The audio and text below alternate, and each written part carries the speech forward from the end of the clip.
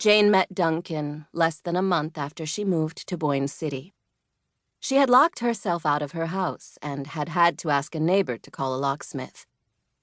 She was sitting on her front steps in the early twilight wearing her pajamas. She taught second grade, and it was pajama day, when Duncan drove up in a rust-spotted white van. "Whoa," he said when he saw her. "Exactly how long have you been waiting?"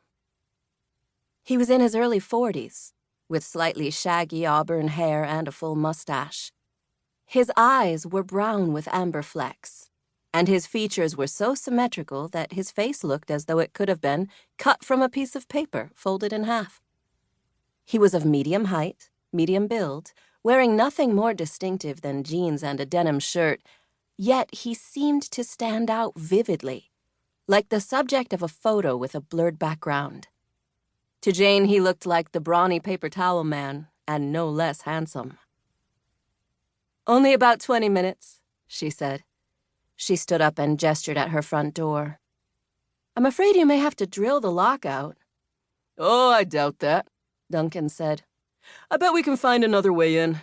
Folks always think their houses are totally safe because they have a couple locks on the front door, and then they call me, and it turns out they've been sleeping with a bedroom window open for half a year. Let's take a walk around." They circled the house slowly. It was a pretty little one-story house, white with black shutters. Duncan kept stopping to look in the flower beds. "It's also possible the previous owners left a key in a false rock or some such." At the back of the house, Duncan pointed to the bathroom window. "Here's what I'm talking about. I could pop the screen off there and climb right in if the window's not locked." "Okay," Jane said meekly. He slid the end of a screwdriver under the edge of the screen, and it popped loose with alarming ease. Duncan caught it with one hand. "Not much crime around here," he said to Jane. "But last year, Shirlene Talbot woke up to find a man making himself a ham sandwich in her kitchen. He was pretty harmless. Turned out he was the Massey's house guest and was too drunk to remember which house they lived in. Still, I'd hate for that to happen to you." He dragged Jane's garbage can over, climbed on top of it, and pushed the window open. He ducked inside, and a minute later, he opened the front door and called out to her. Jane thanked him and asked him to stay for supper. She had never spontaneously invited a man to stay for supper before, but she was grateful he hadn't charged her anything. Also, she hadn't had a real conversation with a man since she'd moved here, unless you counted the elderly man at Glenn's Market who had asked her to help him find his car. She was 26 years old, tall and slender, with dark blonde hair that looked good in a ponytail, and she didn't need much makeup. That last part was fortunate because she rarely wore any.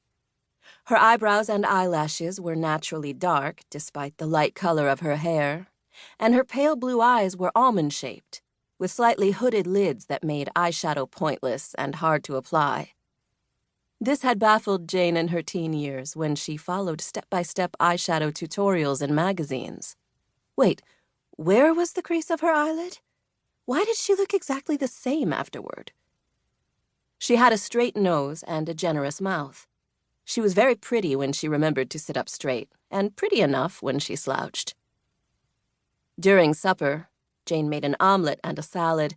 Duncan told her that he was really a woodworker and specialized in custom-made tables and chairs.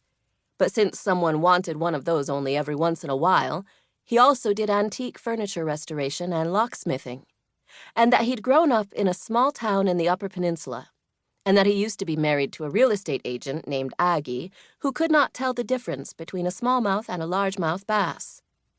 Jane wasn't sure if that was just some descriptive detail about Aggie or Duncan's reason for divorcing her.